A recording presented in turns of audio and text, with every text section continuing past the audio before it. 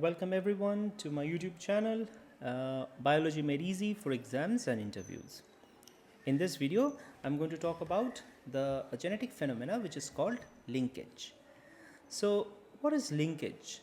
By definition, linkage may be defined as a genetic phenomena whereby genes which are present on the same chromosome, so this is the same chromosome, the genes which are present on the same chromosomes tend to retain their parental combinations during gamete formation and transmission into the next generation. Okay, so what is the meaning of this? Meaning is when the genes are far apart from one another, considerably far apart from one another, then there is a chance of a chiasma formation, a crossing over.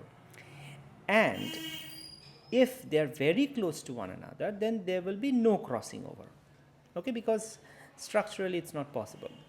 So, if there is no crossing over, then during gamete formation, you will see only these two parental types. So, capital A, capital B will be in one gamete, and small a, small b will be in the other gamete, right?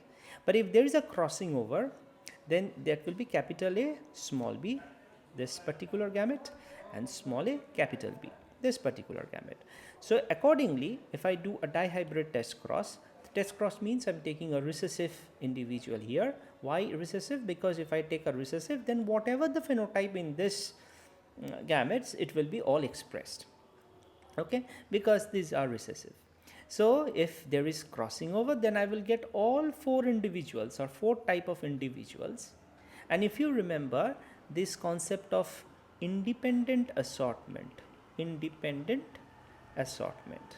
remember from Mendelian cross, Mendelian law of inheritance, second law. Then if I'm working with two pair of contrasting characters A and B, then I will get all the possible four types. So there will be independent assortment. So if there is independent assortment, then I will get all the four types. But if there is no crossing over, because the genes are very close to one another, so there is no crossing over, means the genes are linked, right? In this case, if there is no crossing over, the genes, suppose they are linked, then there will be no recombinant products, only the parental types, no recombinant products, now no independent assortment. Instead of 4, I will not get crossover products, I will get only parental types, and hence a dihybrid test cross ratio will be 1:1. So then I will say A and B genes are very close to one another and they are linked or completely linked. Okay, completely linked. That means there is no crossover product, no CO crossover product. However, if I see in a dihybrid test cross, if I see the ratio coming equally in all fours are present, then this is not linked. That means independent assortment. But there is another type which is intermediate of this two. If I get a ratio, say I get all the four progeny but not in equal numbers, say the non-crossover type is more than the crossover type. And why? Because if say I'm going to work with two chromosomes, so suppose this is a tetrad, right, and say this is the other chromosome, then the crossing over happens between the homologous non-sister pair, the homologous pair, non-sister chromatids. So this is a non-sister, this one and this one, this one and this one, suppose. And so during crossing over, the maximum crossing over that can happen between the two non-sister chromatids of a homologous pair.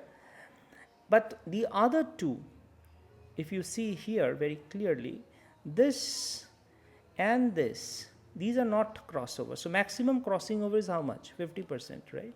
So the non-crossover, my point is the non-crossover product will be always more and the crossover product will always be less if independent assortment is absent. Yet I am getting all the four types. So this is called incompletely linked. Incompletely linked genes means that sometimes, rare though, but sometimes there will be a crossing over, but most of the time there will not be a crossing over. So this is called linkage. Now why did it come at the very first place? You remember Mendel? Mendel did his experiments on pea plants, and he was very lucky. Mendel was lucky because the 7 pair of contrasting characters that he chose, for example, the length of the plant, the color of the seed, the texture of the cotyledons, etc. So all these 7 pair of contrasting characters that he studied, these genes were far apart from one another or in different chromosomes. So he got independent assortment all the time, right? But when after Mendel, when Morgan and others, suppose Morgan did these experiments in Drosophila, then there was Betson and Punnett who described in sweet pea, then Barbara McClintock, she described in maize plant, etc. So they found that this independent assortment phenomena is not universal. This was not universal.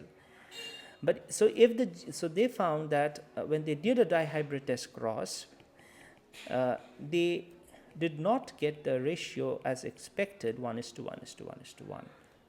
They were getting something different. They were getting either 1:1, only the 2 types, only the parental types, right? But non-crossover types, or they were getting something different. That means some parental types were more and the recombinant types were less. So this was independent, not independent assortment. This was incompletely linked. Okay, so classical example. So if we go to some example, we will understand how it was discovered. So an example of complete linkage in Drosophila is purple eye and vestigial wing. Purple eye and so PR and vestigial wing. Now what is a purple eye? So normally the normal eye color of a Drosophila insect is red, right? So for example, if I write PR plus, it is the wild type, the red color, which is dominant, and the recessive is purple eye. Similarly, the normal length of the wing is big, and the vestigial means small wing is VG. So when he did a cross, and you know the parental type, parental means it is pure, right? That I will discuss in another class, the general principle of designing a cross. In the parental type, just take my word for now, it is always pure. Pure means homozygous. PR plus, VG plus, PR plus, VG plus, homozygous, and the other individual is also homozygous but recessive. Why recessive? As I said before, if I take a recessive individual, then all the characteristics in this particular individual will be expressed. Okay, if I go a little more, you will understand.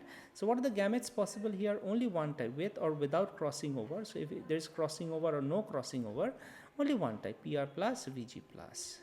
So this is the parental type, this is the gamete, and only one type, PR, VG, okay, with or without. So F1 individual genotype will be PR plus, VG plus, this one, followed by this one, PR, VG. Now doing a back cross, in this case back cross and test cross meaning the same, because this particular individual is a recessive homozygous, and so doing a test cross or back cross, whatever you say, both are correct. And then here the gamete formation is interesting. Here what Morgan found, that only 2 types of F2 organisms were present. That means either they are PR plus, VG plus, or they are PR and VG. That means all the parental type. So gametes are only 2 types, PR plus, VG plus, and PR, VG. Here only one type of gamete, okay, only with this one. So this will come in the bottom, PR, VG, PR, VG, and hence all parental types, only 2 or 2 uh, mm, two parental types were found. Now, how many types can we expect? There is a formula, 2 to the power n. So 2 means the diploid. It is diploid. An organism diploid, two uh, copies of each gene, and n means the number of genes or number of loci we are considering for an experiment. Here it is dihybrid, so 2. So 2 to the power 2 means 4 individuals will expect. So if we are doing a 3-point cross, 2 to the power 3, how much? It is 8. Remember, like that. Okay. So in this way, we can actually predict the number of individuals that we will get if we do a 3-point cross. Number 8. A classical example of an incomplete linkage will be a white eye and miniature wing.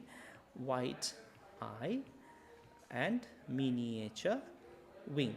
Now, why is it an incomplete linkage? And because they found that, Morgan found that along with the parental combination, they found recombinant combination, but they are very less in percentage. That's why it is called incomplete linkage.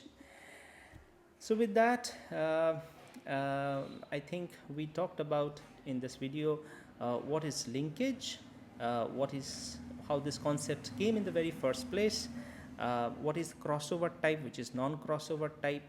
And the last thing that I want to talk here is this arrangement. If you see that all the dominant or all the wild types in one loci and the recessive in another loci, this kind of arrangement is called cis state or cis arrangement. But if this was like this, small b and small a capital B, then this is called trans state. Okay, so just remember this: what is cis state, what is trans state, and what is complete linkage, what is incomplete linkage. So if you find this video useful, please hit the like button and subscribe to this channel for more videos.